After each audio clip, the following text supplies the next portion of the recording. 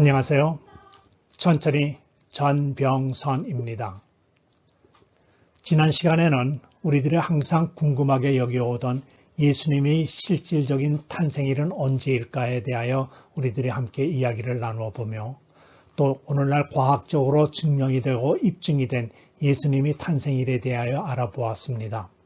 그 결과는 신기하게도 유대력으로 3995년 2월 28일로 나타났습니다.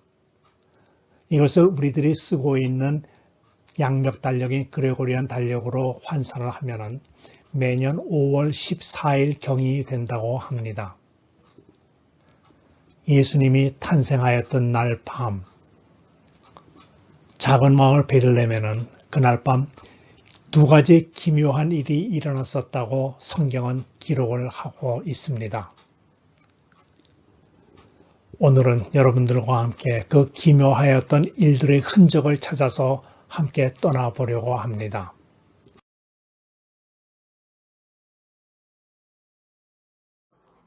우선 그곳은 어디에 있는지, 어떤 역사적 배경을 가지고 있는 곳인지를 먼저 알고 들어가면 좋을 것 같습니다. 누가복음 2장에는 요셉과 마리아가 갈릴리 나사렛 동네에서 유대를 향하여 베들레헴이라 하는 다윗의 동네로 호적하러 올라갔다고 기록되어 있습니다. 지도상으로 보면 나사렛은 베들레헴으로부터 150km나 북쪽에 있는 동네이기에 보통 내려간다고 할 터인데 왜 올라갔다고 하였던지 궁금하였었는데 순례기를 쓰면서 궁금증이 풀렸습니다. 실제로 갈릴리 호수의 남서쪽에 있는 나사렛은 해발 380m의 야산인 반면에 예루살렘은 해발 780m의 산 언저리에 동쪽으로는 기드론 골짜기와 남쪽으로는 흰놈 골짜기 가운데 솟은 산악 도시이고 베들레헴은 예루살렘에서 남쪽으로 보이는 해발 777m의 산지에 위치해 서로가 빤히 보이는 곳이지만 그 사이의 계곡을 건너야 하기에 10여 킬로미터 떨어져 있는 예부터 다윗의 동네로 부르던 곳이었습니다.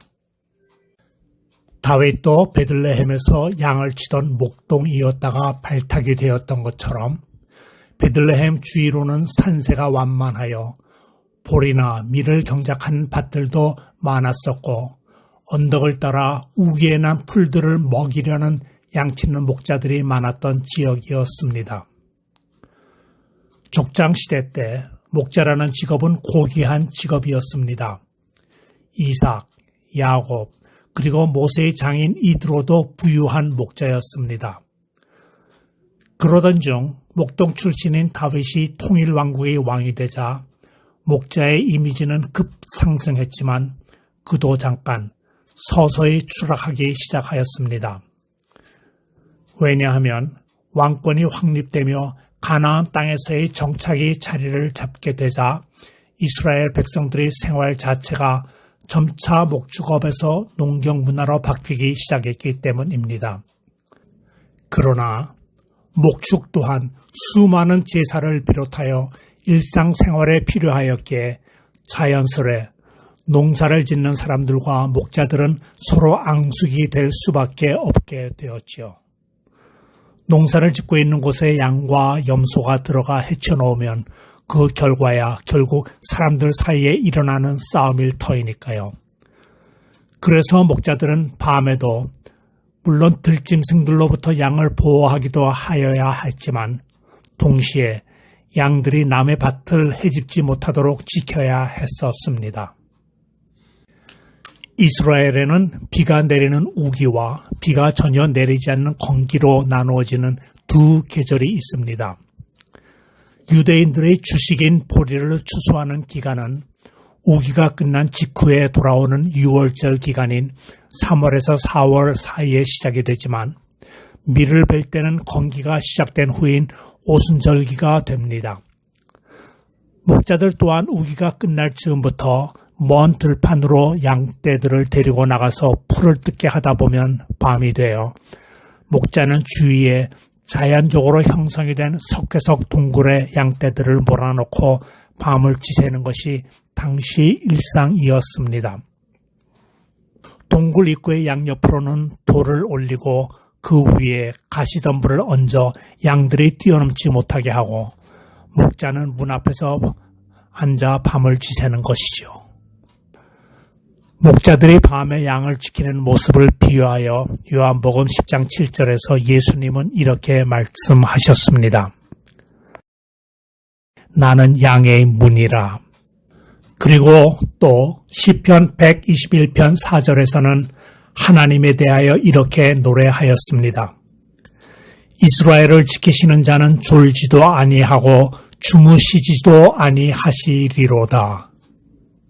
그래서인지 누가복음 2장 8절에 기록된 대로 예수님의 탄생 소식을 제일 먼저 들은 사람들은 들판에서 양을 치며 밤을 지내던 목동들이었습니다. 천사의 말을 들은 목동들이 있었던 곳은 마리아가 해산한 베들레헴에 있는 여관의 마구간에서 약 3km 정도 떨어진 야산 자락이었습니다.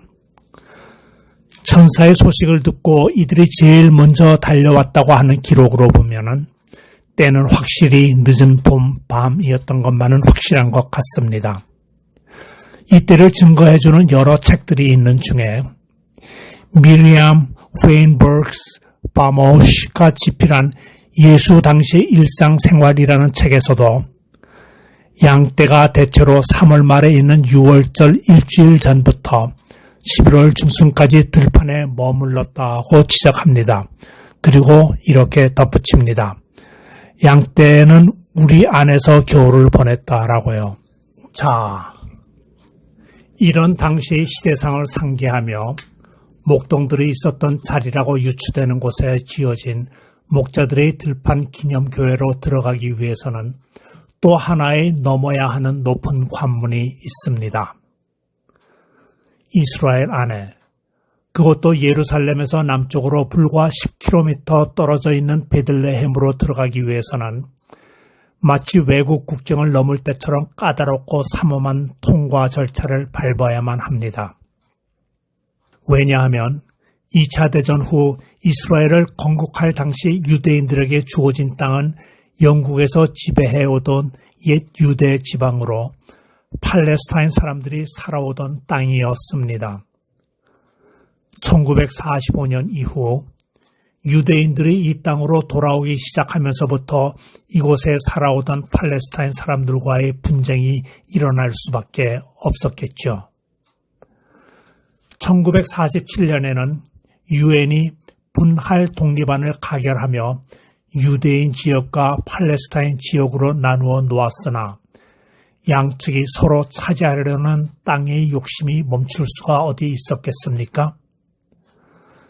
유대 사람들은 1948년 이스라엘이 건국하기까지 수많은 분쟁을 통해 팔레스타인 사람들이 살아가던 땅을 유엔 가결안보다 더 많이 차지할 수가 있었습니다. 그 후에도 1979년까지 4차례에 걸친 중동 전쟁으로 이스라엘은 이집트로부터 시나이 반도를 완전 점령하며 유대 지방에서는 팔레스타인 사람들이 살아갈 수 있는 지역을 엄청 줄여놓으며 팔레스타인 시인들을 옥죄어 놓았었지요. 국제적인 여론도 비등하여지고 또 막상 점령하였던 시나이 반도에 있는 시내산이 모세가 십계명을 받은 시내산이 아니라는 것이 확인됨에 따라 이 지역을 이집트에 돌려주고 유대 지방은 지중해 지역의 조그마한 가자 지구와 사해 지방에는 서안 지구라는 팔레스타인 사람들이 살 수 있는 지역으로 만들어 놓았던 것입니다.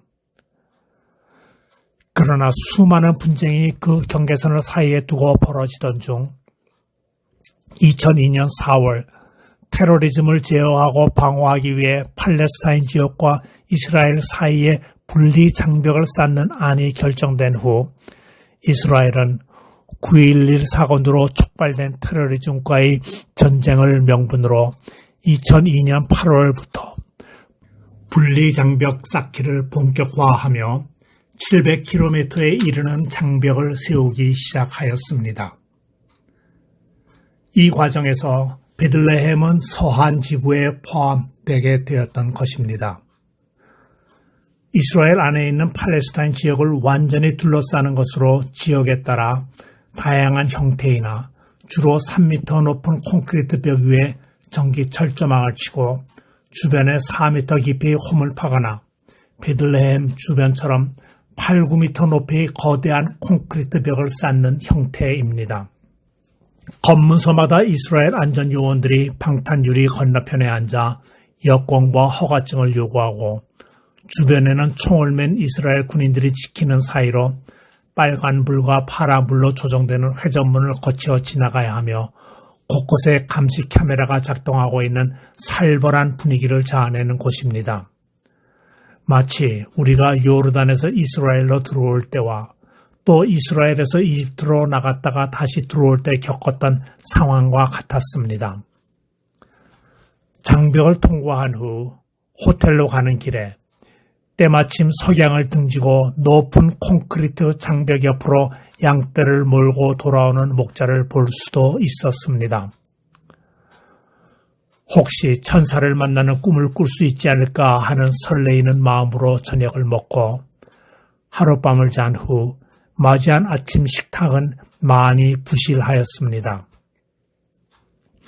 호텔은 장벽이 서기 전에 아주 고급스럽게 잘 지어놓았지만 막상 장벽으로 인하여 여행객도 많이 줄어들고 또 서민들을 위한 생필품과 식품 조달이 쉽지가 않은 때문이라고 하네요. 이야기를 듣는 저희들의 마음이 많이 짱하였습니다. 버스를 타고 목자들의 들판 교회로 가는 길에 본 시내의 전경들은 문을 닫아건 상점이나 빈집들이 많았습니다. 집들은 모두가 그럴듯하게 번듯한 집들이었는데 길가에 문을 연 상점들은 마치 1960년이나 70년대의 서울을 보는 듯하여 마음이 찡하여 왔습니다. 목자들의 들판 교회로 오르는 언덕에서 바라보면 지금은 집들이 많이 들어섰지만 그 옛날 기근을 피하여 모압 땅으로 갔던 엘리멜렉과 그의 아내 나오미가 그곳에서 남편과 두 아들을 다 잃고 과부가 된 모압 며느리 룻과 함께 되돌아와 생계를 위하여 보아스의 보리밭에서 이삭을 줍던 곳이 바로 이 근처에 있었습니다. 그 후 여차한 과정을 거쳐서 결국 룻은 다윗이 증조 할머니가 되었지요. 이 언덕에서 바위에 기대어 밤을 지새던 목자들에게 천사가 나타나 예수님의 탄생을 알려주었던 바로 그 자리에 세워진 교회가 목자들의 들판 교회인 것입니다.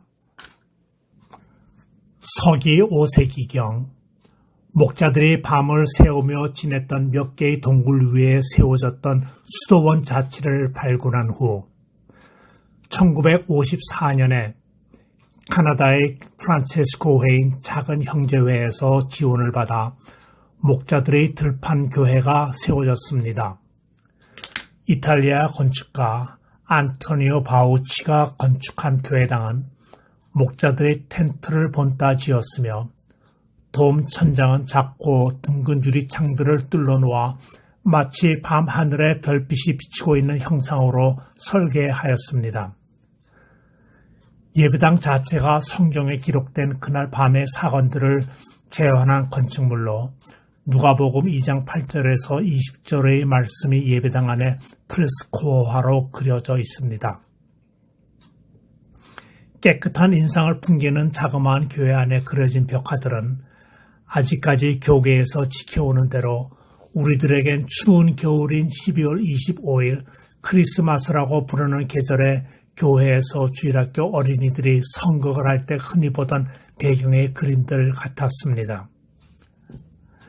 교회 뒤쪽으로는 목자들이 추위를 피해 쉬던 곳으로 추정되는 큰 바위 아래에 여러 발굴물들을 전시하여 놓았습니다.